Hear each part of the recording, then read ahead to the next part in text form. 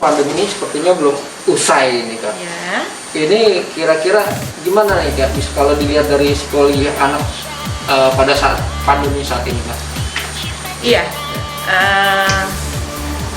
begini, saya melihat dalam perspektif anak, dalam perlindungan anak, karena kami di lembaga perlindungan anak, maka kami mencoba melihat dari perspektif perlindungan anak. Anak-anak memiliki hak untuk belajar, bermain, sebagaimana amanah Undang-Undang 35 2014. Jadi, meskipun masa pandemi adanya pembatasan untuk anak-anak melakukan aktivitas, utamanya di luar rumah, kemudian di mana anak-anak juga tidak melakukan interaksi secara langsung dengan teman-teman mereka di sekolah karena dilakukan pembelajaran jarak jauh, maka tetap saja kita harus memberikan hak-hak anak-anak, hak mereka untuk bermain, berrekreasi, melakukan kegiatan-kegiatan yang menggunakan motorik kasar mereka untuk bergerak, bermain, melompat sebagaimana mereka lakukan sebelumnya. Ketika ada pembatasan itu karena adanya pandemi, maka hak itu tidak boleh terabaikan. Artinya, kalau guru-guru di sekolah tidak lagi bertatapan langsung dengan anak-anak, kemudian anak-anak tidak lagi bisa bermain langsung dengan teman-temannya, di orang tua di rumah memang agak sulit ketika para orang tua biologis dan harus berubah menjadi orang tua efektif sebagai teman, efektif sebagai sahabat, efektif sebagai guru, maka itu adalah hal yang sulit. Tetapi sebagai orang tua yang saat ini akan banyak berhadapan dengan anak-anak di rumah karena pembelajaran jarak jauh, anak-anak tidak ke sekolah, anak-anak juga mengalami pembatasan untuk bermain di lingkungan, maka orang tua harus pandai menjadi orang tua yang efektif, yang bisa menjadi sahabat mereka. Nggak cuma ngomel atau marahin ketika anak-anaknya tidak mampu melakukan tugas-tugas online dari guru, tetapi menemani dengan bijak, kemudian menciptakan permainan-permainan yang menggunakan motorik kasar mereka, sehingga mereka tidak hanya terpaku di depan layar gadget mereka, layar laptop, layar komputer mereka atau di smartphone mereka, tetapi mereka tetap punya kesempatan untuk mengembangkan potensi motorik kasar mereka melalui permainan-permainan yang diciptakan oleh para orang tua. Artinya, pandemi yang harusnya memaksa anak-anak untuk pembatasan secara interaksi sosial, ini tentu saja akan berdampak terhadap anak-anak. Karena apa? Manusia itu lahir sebagai makhluk sosial. Anak-anak butuh orang lain untuk mengembangkan berbagai potensi dirinya. Utamanya adalah bagaimana membangun empati. Ketika dia bermain dengan teman-temannya, kemudian dia melakukan kesalahan, dia akan meminta maaf. Ketika ada teman-temannya curang, anak-anak akan belajar banyak hal. Ketika itu dibatasi, maka tugas ini menjadi tugas orang tua. Untuk apa? Untuk menciptakan sekolah di rumah, sekolah yang menyenangkan, di mana hak-hak mereka sebagai anak untuk bermain, berrekreasi bisa tetap terpenuhi dan tidak mengganggu potensi lain dari anak-anak, sehingga misalnya anak memiliki gangguan psikologis karena pembatasan terlalu ketat dari orang tua. Orang tua memaksakan kehendak-kehendak, anak-anak harus mengerjakan tugas-tugas yang diberikan secara online, belum tentu efektif. Nah, di sini tugas orang tua, bagaimana menghindari agar pembatasan yang terjadi di masa pandemi ini tidak mengganggu anak-anak secara mental, tidak mengganggu kondisi psikologis anak-anak kita.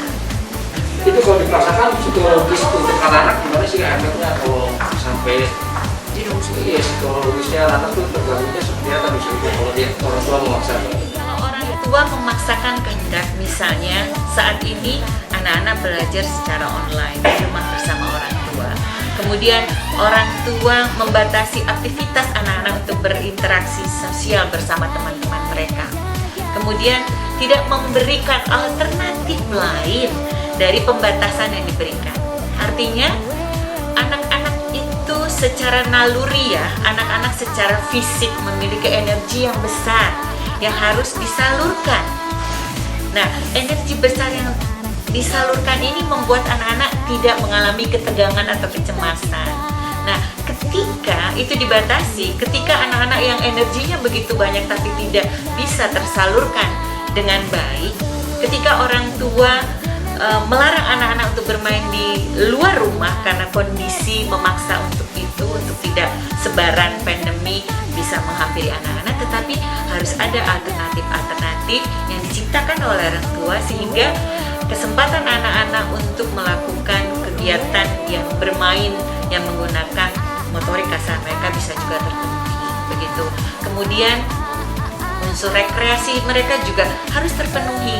Jadi tidak melulu belajar jarak jauh PJJ dari rumah yang menjadi keutamaan dari para orang tua yang harus dipenuhi, tetapi pemenuhan lain itu harus dilakukan para orang tua sehingga anak-anak tetap bisa enjoy, anak-anak tetap bisa menikmati meskipun mereka belajar dengan pembatasan yang luar biasa. Pembatasan untuk bermain dengan teman-teman di lingkungan rumah, pembatasan untuk belajar berinteraksi dengan lingkungan di sekolah mereka, tetapi mereka ada kanalisasi, ada alternatif lain yang diciptakan oleh orang tua. Misalnya mereka punya proyek berkebun bersama, itu kan sesuatu yang baru. Atau mereka punya proyek untuk bersihkan satu tembok di mana anak-anak diberi kesempatan untuk ngecat sesuai dengan warna yang mereka suka. Itu kan hal-hal yang menggembirakan yang belum tentu dilakukan pada saat bukan masa pandemi. Kemudian orang tua menciptakan kegiatan masak fun cooking misalnya, masak bersama anak-anak. Kalau biasanya mama bikin masakan nggak mau diganggu, kali ini beri kesempatan anak-anak untuk lakukan itu. Kotor sedikit nggak apa-apa, bersihkan bersama-sama, ajak anak-anak untuk bertanggung jawab. Kalau biasanya pagi-pagi anak-anak berangkat ke sekolah, tempat tidurnya tidak dirapikan, selama masa pandemi ini banyak waktu mereka di rumah, mereka ajarkan mereka cara merapikan kamar, cara melipat selimut mereka, cara merapikan tempat tidur mereka, bahkan cara menyapu. Itu kan keterampilan-keterampilan yang pada saat di masa biasa anak-anak mungkin sedikit sekali mendapatkan itu. Jadi orang tua harus kreatif menciptakan alternatif-alternatif kegiatan yang bisa yang dibutuhkan oleh anak-anak sehingga tumbuh kembang mereka tetap bisa optimal dan tidak terganggu secara psikologis meskipun adanya pembatasan karena memang protokol kesehatan harus diikuti. Jadi tidak ada penurunan kreativitas anak juga ya dengan melakukan itu kan. Nah, artinya ketika anak lelah belajar, terus ketika anak juga bosan untuk melakukan sesuatu, seandainya itu yang seperti yang dibilang yang rumah atau itu bisa masih dibuat supaya semakin demos itu antara adik-adik kakak-kakaknya di rumah itu untuk suatu ayo semakin lomba siapa yang lomba membersihkan kamar itu bisa nggak? Iya bisa sekali. Jadi itu yang saya bilang bahwa orang tua harus kreatif. Anak-anak sekarang kita bikin apa saja karya kreativitas dari barang-barang bekas. Misalnya dari dus ini, anak-anak boleh buat apa saja. Nanti karya terbaik dikasih hadiah atau dilombakan. Itu sebenarnya kreativitas dari orang tua. Anak-anak senang kan ketika dia bingung dengan sistem pembelajaran online. Karena apa? Tatap muka dengan online tentu saja beda. Ketika dia tatap muka akan lebih terasa, semuanya akan lebih terasa karena ikatan emosional lebih berjalan dengan baik ketimbang dibatasi oleh layar-layar. Nah, ketika orang tua menciptakan hal-hal seperti itu, anak-anak gembira. Kemudian itu dilombakan atau siapa yang kamarnya paling bagus, siapa yang paling rapi, nanti bunda berikan hadiah juga. Atau besok kita lomba menyanyi misalnya gitu, atau lomba menciptakan syair dari lagu Balonku gitu. Misalnya balonku ada 5 rupa-rupa warnanya, misalnya diubah benua ada 5 rupa-rupa namanya. Jadi anak-anak tahu lagunya, tahu nada dari lagu yang akan diciptakan, tapi dia hanya menciptakan syairnya. syair yang paling bagus, akan dapat hadiah juga dari ayah sama bunda. Jadi memang orang tua harus kreatif. Atau kalau di rumah ada dus-dus bekas, ada bekas botol-botol air mineral, ayo kita buat marakas. Nanti kita kita main musik dari alat marakas dan gendang dan sebagainya. Jadi benar-benar bagaimana para orang tua menciptakan kondisi-kondisi yang membuat anak-anak tidak bosan, anak-anak tidak stres karena terlalu banyak di rumah, tetapi ada banyak kegiatan kreatif yang bisa dilakukan sehingga anak-anak tidak merasa bosan ada di rumah dan adanya pembatasan-pembatasan. Pesan RCTI terhadap anak yang kebebasannya harus dipaksa di rumah dengan lingkungan dan fasilitas yang kurang memadai misalnya. Kami lebih kepada bagaimana para orang tua mengatasi hal ini, bukan kepada anak-anaknya. Kepada anak-anak tentu saja ikuti saran dari orang tua untuk mengikuti protokol kesehatan, bahwa setiap kali mereka keluar, kalau toh terpaksa mereka harus keluar, harus dengan protokol kesehatan yang ketat dilakukan. Nah, kepada para orang tua, orang tua adalah role model untuk anak-anak. Anak-anak belajar dari model-model yang dia dapat dari lingkungan, utamanya adalah orang tua. Ketika di masa pandemi anak-anak dipaksa belajar tetapi orang tua asik nonton sinetron, orang tua asik dengan media sosialnya, tentu saja anak-anak akan merasa kok ini tidak adil, saya dipaksa belajar, orang tua tidak menciptakan alternatif permainan yang membuat anak-anak senang, tapi orang tua asik dengan hobinya yang tidak melibatkan anak-anak, maka wajar kalau anak-anak akhirnya marah, anak-anak kecewa dengan itu, dan akhirnya yang muncul adalah perkelahian kecil yang mungkin sudah mulai timbul di antara orang tua dan anak-anak. Jangan salah, pandemi ini sudah memakan korban. Jadi anak-anak, kalau kita lihat kejadian, ada 2 kejadian yang saya catat yang ini harus jadi contoh. Seorang ibu yang tidak sabar, yang tidak bisa menerima anak-anak yang tidak mampu mengikuti pembelajaran secara online, kemudian memukulnya dengan batang sapu dan akhirnya anak-anaknya meninggal. Seorang anak gadis, anak usia 8 tahun di daerah Tangerang. Ini sudah luar biasa. Karena apa? Orang tua tidak bisa menciptakan alternatif permainan yang menyenangkan buat anak-anak. Anak-anak terus dipaksa untuk belajar jarak jauh yang mungkin saya nggak bisa. Tapi dia tidak bisa mengungkapkan atau menyampaikannya kepada orang tua. Orang tua hanya tahu bahwa anaknya bodoh, anaknya tidak bisa, cuma bisa marah, tidak bisa mencarikan jalan keluar. Kemudian yang kedua, orang tua tetap harus menjadi filter bagi anak-anak. Ketika anak-anak yang lebih besar, misalnya anak SMP, SMA, belajar di rumah, belajar menggunakan gadget, tetap harus kontrol. Orang tua harus tetap menjadi fungsi kontrol yang baik. Karena apa? Satu kejadian lagi yang saya catat pada masa pandemi, ketika anak-anak belajar secara online, ketika anak-anak belajar mencari bahan-bahan pembelajaran yang jadi tugas dari guru, mereka terpapar konten pornografi dari smartphone mereka.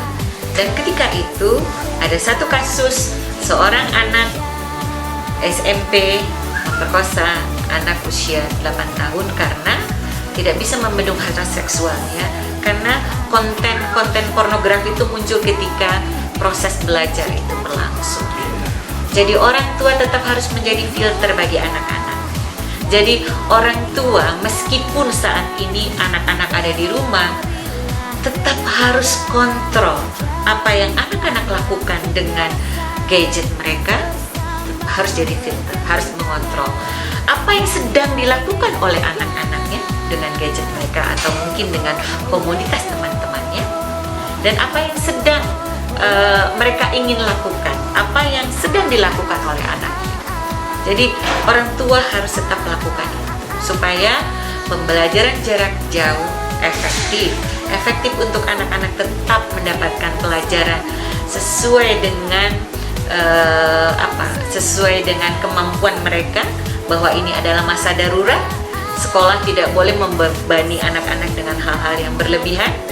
Orang tua tidak boleh membebani anak-anak juga, karena fungsi guru sedikitnya juga digantikan oleh orang tua, sehingga orang tua tidak lagi seperti dulu yang bisa memuaskan keinginan untuk senang-senang orang tua, tetapi sekarang ada tugas lain, yaitu mendampingi anak-anak mereka. Jadi anak-anak tidak bersekolah, anak-anak belajar di rumah bersama orang tua harus kreatif sehingga anak-anak kita tetap terpenuhi kebutuhan mereka untuk bermain, belajar, berkreasi. Dan di masa pembatasan ini, meskipun di masa pembatasan anak-anak tidak stres karena orang tua kreatif menciptakan permainan-permainan atau kegiatan-kegiatan alternatif yang menambah ilmu untuk anak. Untuk mencari solusi buat anak agar tidak merasa jenuh berada di rumah, Kak. Iya, tadi saya sampaikan orang tua harus kreatif menciptakan ide-ide permainan atau kegiatan-kegiatan sehingga meskipun tetap berada di rumah, apalagi rumah kecil misalnya, sebentar ketemu dia lagi, jalan sedikit ketemu dia lagi, dengan ruangan yang terbatas, bagaimana orang tua menciptakan ide-ide atau permainan-permainan kreatif sehingga anak-anak tetap bisa bertahan di rumah. Beri kesempatan anak-anak untuk berlomba merapikan kamarnya, untuk mulai punya proyek-proyek misalnya, "Mah, saya mau mulai mengumpulkan bungkus-bungkus ini, nanti saya mau bikin kreativitas." Kemudian ibu bilang, "Coba seperti mama, kumpulkan sesuatu untuk kita setorkan ke bank sampah nanti. Ayo kumpulkan." Supaya nggak berantakan, bagaimana cara ngumpulinnya? Coba kita bikin plastik, beri nama plastiknya, ini botol, ini pembungkus plastik yang sudah tidak terpakai, ini kertas-kertas, karena di bank sampah semua itu bisa disetorkan gitu. Jadi bagaimana orang tua kreatif menciptakan ide-ide, meskipun rumah kecil, meskipun entah itu rumah kecil, entah itu rumah besar, kalau orang tua kreatif dan tulus ikhlas untuk memberikan yang terbaik bagi anak-anak, pasti akan ada saja ide-ide tersebut. Atau karena sekarang zamannya adalah zaman informasi teknologi, orang tua bisa buat makanan bersama anak-anak. Yuk kita buat kita contoh dari YouTube misalnya, atau dari resep makanan ini, buat bersama anak-anak, terutama untuk anak-anak yang perempuan. Kemudian coba sekarang balapan siapa yang paling pintar setrika baju, yang paling licin, tapi tetap dalam pengawasan. Karena gini, keterampilan-keterampilan yang biasa tidak kita tularkan ke anak-anak, sementara proses belajar itu kan, belajar adalah proses. Kalau dia nggak pernah lakukan, misalnya nyapu, nah selama pandemi ini kamu harus nyapuin ya. Kalau biasanya sapunya masih sembarangan, lambat laun pasti hasil akan lebih bagus. Selama pandemi ini kamu harus mensetrika pakaian sendiri. Awalnya mungkin nggak bagus karena tidak biasa. Ketika terbiasa, dia akan mensetrika dengan bagus. Keterampilan-keterampilan ini yang sebenarnya dibutuhkan anak untuk hidup. Jadi, dan ini jangan diabaikan. Masa pandemi ini kita ubah menjadi sebagai masa yang positif untuk orang tua lebih dekat dengan anak-anak. Kemudian anak-anak lebih bisa menguasai keterampilan-keterampilan biasanya terabaikan gitu. Nah, kesempatan ini kita jadikan, kesempatan pembatasan ini kita jadikan sebagai bagian pendekatan atau kehangatan orang tua makin bagus. Kemudian keterampilan-keterampilan anak-anak semakin terasa.